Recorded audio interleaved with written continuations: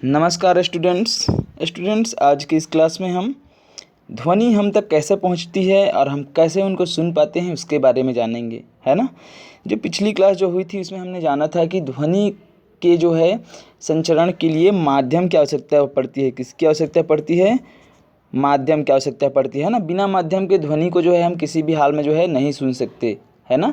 इसी कारण से मैं आपको बताया था कि जब चंद्रमा में जाते हैं तो वहाँ पर जो है हवा नहीं है, मतलब माध्यम नहीं है, इस कारण से ध्वनि जो है हमको सुनाई नहीं देती है। ठीक है ना, समझ गए। तो हम यहाँ पर समझते हैं कि कैसे हम जो है ध्वनि को सुन पाते हैं। तो देखिए हमारा जो है हम ध्वनि को कैसे सुन पाते हैं, तो कान के माध्यम से सुन पाते हैं, है ना। हमारी जो कान जो होती है, यहाँ पर देखिए कान का जो है चित्र जो है यहाँ पर दिया हुआ है, कैसे कान के माध्यम से ध्वनि जो है पहुँचती है। तो हमारा कान जो होता है उसी को हम कर्ण बोलते हैं। ये 3 भागों से मिलकर के बना होता है। एक होता है बाह्य कर्ण, क्या होता है? बाह्य कर्ण, दूसरा होता है मध्य कर्ण और तीसरा क्या होता है? अंतःकर्ण। ठीक है। तो जब भी क्या होती है ध्वनि, जब किसी माध्यम से होकर संचरित होती है और जैसे ही जो है सबसे पहले हमारे बाह्य कर्ण में क्या होती है, हमारे बाह्य कर्ण में जो है पहुंचती है, और जैसे ही बाह्य कर्ण से टकराती है तो जो ध्वनि जो होती है, तो ध्वनि जो है एक कंपन ही है ना। तो ध्वनि जैसे ही यहाँ पहुँचती है तो बाह्य कर्ण से होते हुए जो है कंपन जो है यहाँ तक पहुँचती है। कहाँ तक? मध्य कर्ण तक। और जैसे ही मध्य कर्ण की वहाँ पर होती है कर्णपट होती है, क्या होती है? कर्णपट। और जैसे ही कर्णपट से टकराती है तो फिर टकराने के पश्चात क्या होता है, जो कंपन जो होता है वो जो है अंतःकर्ण में पहुँचता है, और अंतःकर्ण में ही जो है श्रवण तंत्रिका होती है। क्या होती है? श्रवण तंत्रिका होती है, जिसके माध्यम से जो ध्वनि का जो संकेत जो रहता है हमारे मस्तिष्क तक क्या होता है? पहुँचता है। और जैसे ही मस्तिष्क तक पहुँचता है संकेत, तब हम क्या कर पाते हैं, जो ध्वनि जो होती है उसको हम सुन पाते हैं, है ना। तो इसी कारण से यदि जो है ये जो कर्णपट जो रहता है यही क्या करता है, जो कंपन जो आती है ना, ध्वनि की जो कंपन जो आती है उसको जो है कर्णपट से टकराने के पश्चात ही जो है वही कंपन जो है क्या होता है, मध्य कर्ण से होते हुए अंतःकर्ण में पहुँचता है और स्वर तंत्रिका के माध्यम से, ठीक है, श्रवण जो तंत्रिका होती है उनके माध्यम से संकेत को जो है कहाँ तक पहुँचाते हैं, हमारे मस्तिष्क तक पहुँचाते हैं। अगर ये कर्णपट क्या हो जाए, ख़राब हो जाए, तो आदमी क्या हो सकता है? बहरा हो सकता है। इसलिए जो है कान क्या है कि कान जो है बहुत ही संवेदनशील अंग है ना। तो इसकी सुरक्षा जो है बहुत ज़रूरी रहता है। ठीक है, ये आप समझ गए होंगे कि हम कैसे ध्वनि को सुन पाते हैं। ओके, अब हम जानेंगे आगे श्रव्य तथा अश्रव्य ध्वनियाँ क्या होती है। ठीक है, तो देखिए श्रव्य और अश्रव्य ध्वनियाँ दोनों को समझ लीजिए। श्रव्य ध्वनि वो है जो हमको क्या होती है, सुनाई देती है या फिर हम जिसको सुन पाते हैं, और अश्रव्य ध्वनियाँ वो होती है जिनको हम नहीं सुन पाते। ठीक है, तो चलिए हम देखते हैं हम कितने कंपन प्रति सेकेंड तक की ध्वनियों को हम सुन पाते हैं। तो हम जो है 20 हर्ट्ज से 20 कंपन प्रति सेकंड से, है ना, 20 कंपन प्रति सेकंड से 20,000 कंपन प्रति सेकंड, कितना? 20 कंपन प्रति सेकंड से 20,000 कंपन प्रति सेकंड की जो ध्वनि जो होती है, मतलब 1 सेकंड में अगर कोई ध्वनि जो है 20 कंपन कर रही है, कितनी कंपन कर रही है? 20 कंपन कर रही है, या फिर 20 कंपन से लेकर के जो है 1 सेकंड में 20,000 कंपन तक जब कंपन करती रहती है जो ध्वनियाँ जो होती है, उसी को हम क्या कर पाते हैं, सुन पाते हैं। और इससे अधिक की ध्वनियों को या फिर इससे कम की ध्वनियों को हम नहीं सुन पाते।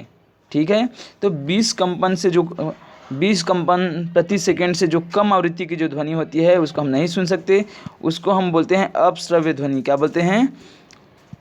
अपश्रव्य ध्वनि बोलते हैं, है ना, अपश्रव्य ध्वनि बोलते हैं। ओके, और जो 20,000 हर्ट्ज से जो अधिक की कंपन की जो ध्वनियाँ जो होती है, 20,000 हर्ट्ज से जो है मतलब जो है 20,000 कंपन प्रति सेकेंड से अधिक की आवृत्ति की जो ध्वनियाँ जो होती है उसको हम बोलते हैं पराश्रव्य ध्वनि। क्या बोलते हैं?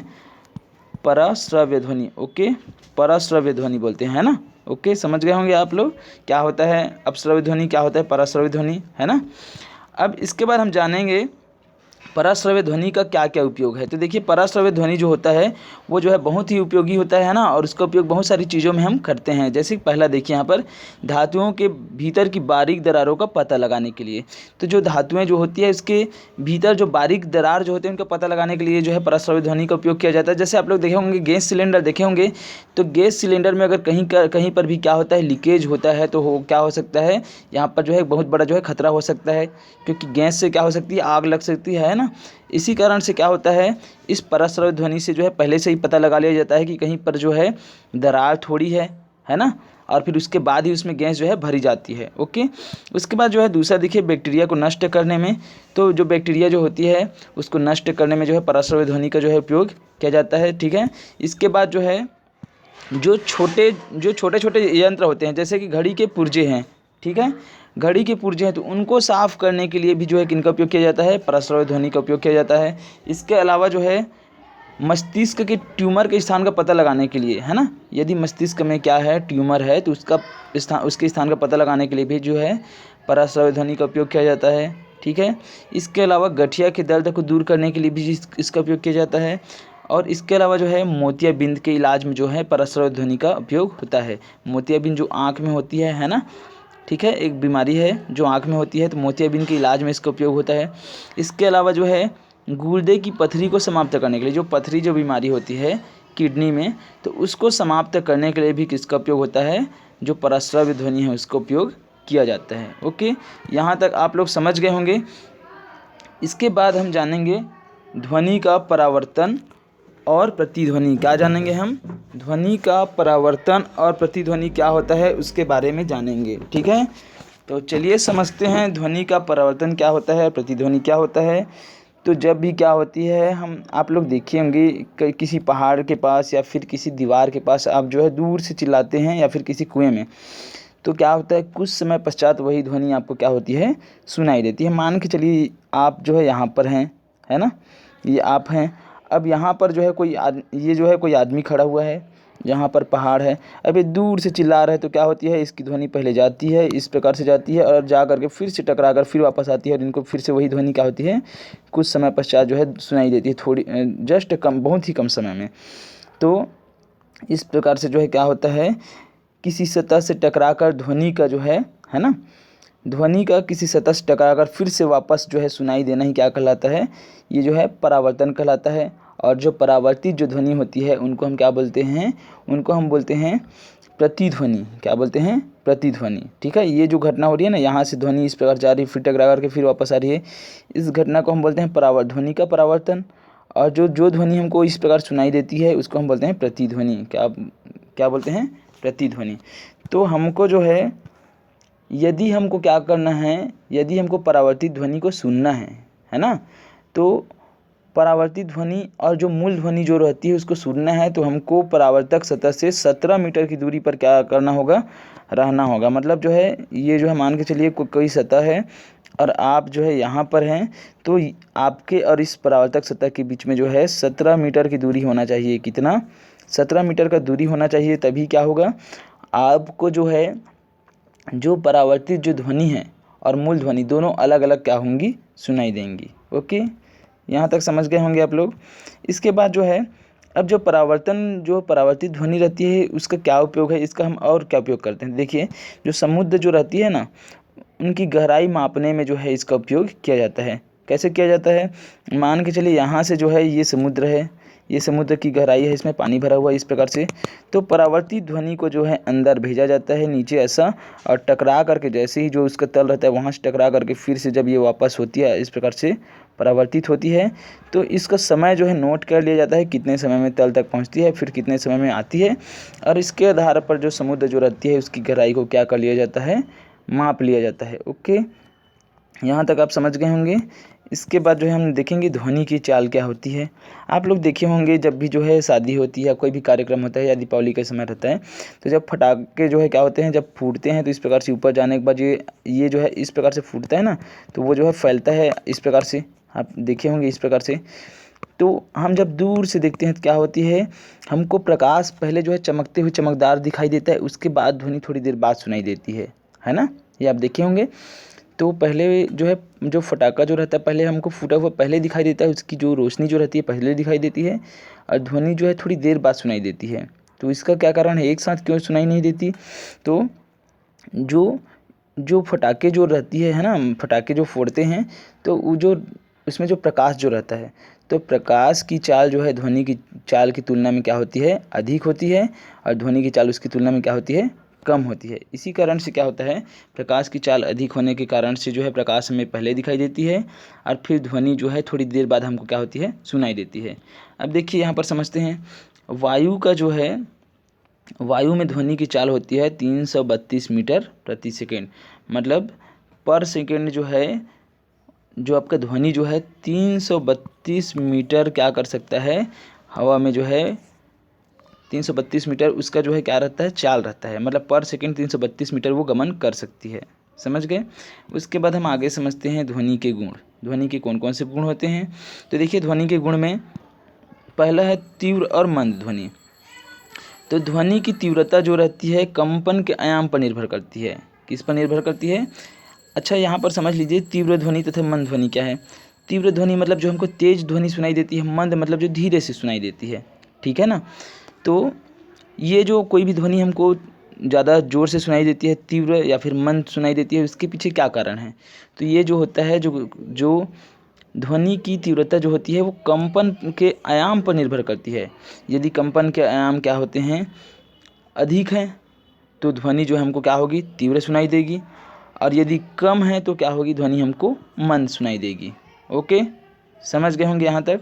उसके बाद जो है मोटी तथा पतली ध्वनि। हमको कोई भी ध्वनि जो है मोटी कब सुनाई देगी, पतली कब सुनाई देगी। आप लोग देखे होंगे है ना, कि जो लड़कियां जो होती हैं उनकी जो आवाज़ होती है एकदम पतली होती है, लड़कों का आवाज़ क्या होता है, मोटा होता है। इसका क्या कारण है। तो ये उसी चीज़ को इसमें हम समझने वाले हैं। ठीक है। तो ये जो होता है ये आवृत्ति पर निर्भर करता है। किस पर निर्भर करता है, आवृत्ति पर। यदि कहीं किसी भी जगह स्रोत से जो है क्या हो रही है, ध्वनि उत्पन्न हो रही है और उसकी आवृत्ति, क्या चीज़, आवृत्ति मतलब जो है, आवृत्ति जो है क्या होती है, मतलब आवृत्ति मतलब कंपन। यदि कंपन अधिक है, मतलब उसी को तो आवृत्ति बोलते हैं ना।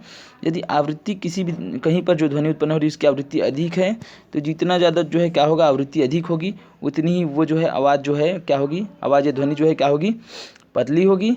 और यदि आवृत्ति कम है तो क्या होगा, यदि आवृत्ति कम है तो ध्वनि जो है क्या होगी, मोटी होगी। इसी कारण से आप देखना, जो लड़कियां जो होती हैं उनकी आवाज़ जो है क्या होती है, पतली होती है। और जो लड़के जो होते हैं उनके जो आवाज़ होते हैं वो क्या होते हैं, लड़कों का आवाज़ क्या होता है, मोटा होता है। समझ गए, मोटी तथा पतली ध्वनि समझ गए। उसके बाद सुस्वर ध्वनि है ना। सुस्वर ध्वनि हम शोर, दोनों में क्या अंतर है। यहाँ पर शोर को जो है गलत लिख दिया है, ये इस प्रकार से रहेगा शोर, है ना। तो सुस्वर ध्वनि और शोर में क्या अंतर है। देखिए जब कोई भी ध्वनि हमको क्या लगती है, हमको जो है प्रिय लगती है, सुनने से अच्छा लगता है, तो उसको हम बोलते हैं सुस्वर ध्वनि। और जिस ध्वनि को सुनने से हमको क्या होता है, जो है अच्छा नहीं लगता, मतलब जो है बहुत ज़्यादा क्या रहता है, उसको सुनने में हमको थोड़ा सा तकलीफ होती है, बहुत ज़्यादा कोलाहल होते रहते, एकदम हल्ला होते रहता है, ऐसा टाइप का जो ध्वनि रहता है, वो हमको क्या, वो जो ध्वनि जो होती है वो जो है हमको अच्छी नहीं लगती है ना, कर्णप्रिय नहीं होती। तो ऐसे ध्वनियों को हम क्या बोलते हैं, शोर बोलते हैं। जैसे कि जो है सुस्वर ध्वनि कौन कौन सी, जैसे बांसुरी की ध्वनि है, कोई गाना सुन रहे हैं, ठीक है ना, तो ये सभी जो है सुस्वर ध्वनि है, जो कर्णप्रिय होते हैं, सुनने में अच्छा लगता है। और कुछ ध्वनि जैसे कि आपका जो देखना, जो कारखाने में जो है आवाज़ आते रहते हैं, वो सब ध्वनि जो होती है वो जो है हमको कैसे लगती है, अच्छी नहीं लगती है, क्योंकि वो अनियमित कंपनों से उत्पन्न जो ध्वनि रहती है। ठीक है।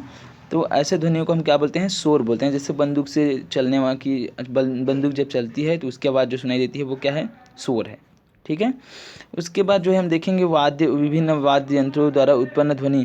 तो विभिन्न वाद्य यंत्र जो है, अलग अलग प्रकार के वाद्य यंत्र होते हैं। जैसे देखिए यहाँ पर जो है एक रहता है जिसमें तार लगा रहता है, जैसे कि आपका जो है वीणा, सितार है, वीणा है, वायलिन, इस प्रकार के जो है क्या होते हैं, वाद्य यंत्र होते हैं, जिसमें तार के द्वारा क्या होते हैं, ध्वनि उत्पन्न होती है। एक दूसरा जो होता है इस प्रकार से होता है, बांसुरी टाइप का, जिसको हम फूंक करके जो है बजाते हैं, जैसे बांसुरी है, शहनाई है ना। और एक तीसरी जो ध्वनि होती है जिनमें तनी हुई झिल्ली या फिर तनी हुई कोई भी चीज़ें जो लगी रहती है, जैसे कि आपका तबला है, ढोलक है। ठीक है। तो इनसे सभी से क्या होता है, अलग अलग जो है ध्वनियाँ जो है क्या होती है, उत्पन्न होती है। ठीक है। ओके। अब इसके बाद जो है हम जानेंगे मनुष्य द्वारा उत्पन्न ध्वनि। मनुष्य के द्वारा जो है कैसे मनुष्य में जो है ध्वनि उत्पन्न होती है। तो इसके लिए देखिए मनुष्य में ध्वनि का सबसे महत्वपूर्ण जो स्रोत होता है वो होता है कंठ। क्या होता है, कंठ। आप लोग देखेंगे कि इस प्रकार से यदि मनुष्य का यदि हम चेहरा देखें ना, इस प्रकार से रहता है, तो उनके गले के पास जस्ट क्या होता है, यहाँ पर गले के पास जो है क्या होता है, कंठ होता है। तो कंठ जो होता है, तो कंठ में जो है तने हुए 2 स्नायु होते हैं, वाक तंतु होते हैं। कहाँ पर? उनके जस्ट जो है, जो हमारा जो गला जो होता है ना, वहाँ पर आप देखेंगे वाक तंतु होता है। ठीक है, कंठ बोलते हैं। छू करके देखिएगा, जब आप बोलेंगे तो वहाँ पर कंपन होते रहता है। आपके गले के बीच में ये थोड़ा सा निकला हुआ थोड़ा सा भाग रहता है ना, यहाँ पर।